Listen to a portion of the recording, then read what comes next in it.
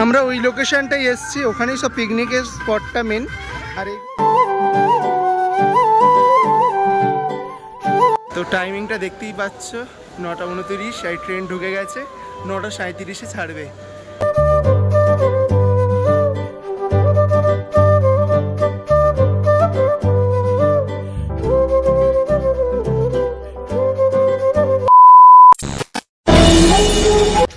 নতুন একটা সকাল আর নতুন একটি ব্লগে তোমাদের সবাইকে স্বাগত।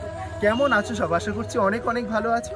আজকে আবার একটা নতুন ব্লগ নিয়ে চলে এলাম, আর আজকে আমি একটা নতুন দিনের সাক্ষী হতে চলেছি। কারণ হচ্ছে আজকে অফিসিয়াল ফিস্ট।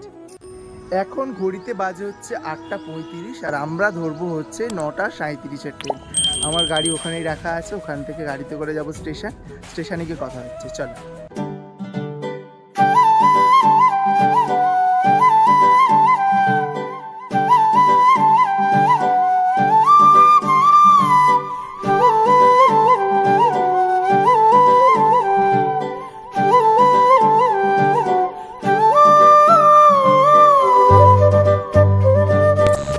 স্টেশনে গাড়িটা রেখে দিলাম।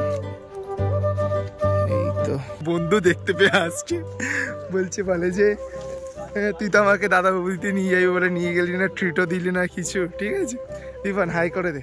হাই, অনেকদিন পরে দেখা, বল কেমন আছিস? ভালো। অফিসে তাই তো? আচ্ছা, ট্রেন ঢুকে গেছে। আচ্ছা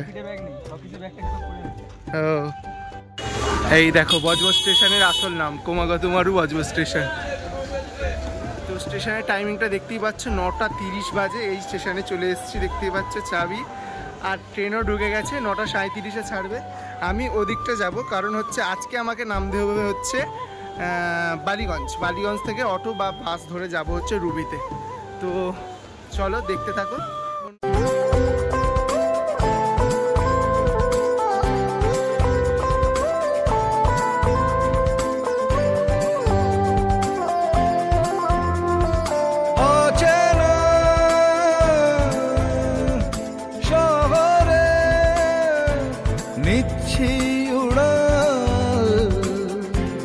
কেন আজকাল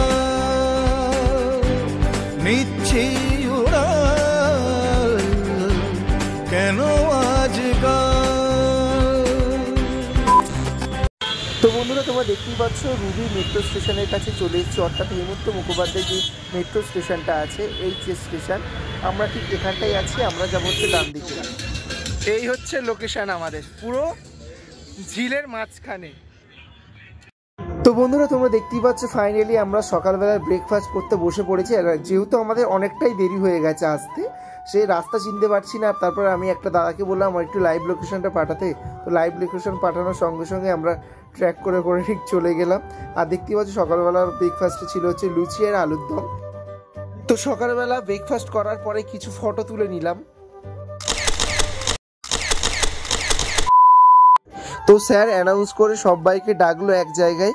তো কি বলতো, অনেক দিন পরে সবাইয়ের সাথে সবাইয়ের দেখা হয়েছে, তো ওই জন্য চারিদিকে ছড়িয়ে গেছে। আর এখানে আর আমাদের কিছু বিজনেস সম্বন্ধেও কিছু কথা হচ্ছিল।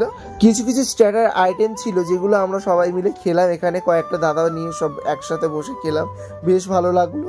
আর যেহেতু চারিদিকে ফাঁকা জায়গা আর হালকা ফুরফুরে হাওয়া দিচ্ছে, আর আজকে একটু কিন্তু গরমও পড়েছিল, যার জন্য আমি আর এই সমন্বয়দা একটু বাইরের দিকে চলে গেলাম।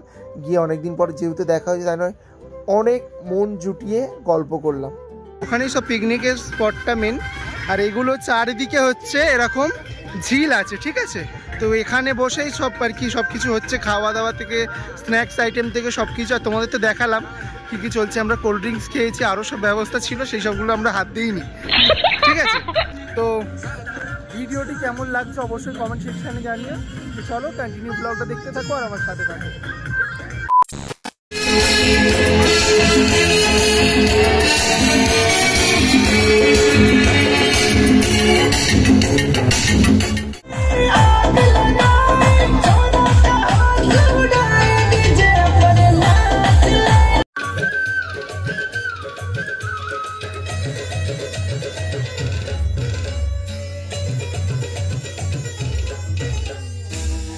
দিনের সঙ্গে বাকরে ফজল নেই, দিনের সঙ্গে বাকরে গজল নেই। ভিডিওটা কোনো পার্সোনালভাবে নেবে না, জাস্ট স্মৃতি রাখার জন্য এই ভিডিওটি করা যে আমরা এরকমভাবে এনজয় করেছি, ঠিক আছে।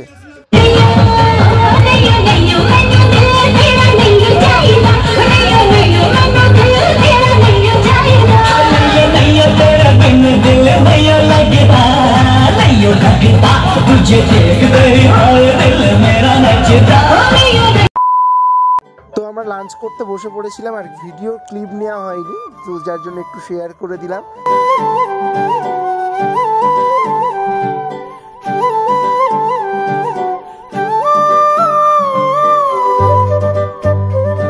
তো এখন বাজে হচ্ছে 4:25 আর আমরা বেরিয়ে পড়লাম পিকনিক স্পট থেকে। আর এখানে আছে সমন্বয়দা, হাই করে দিল।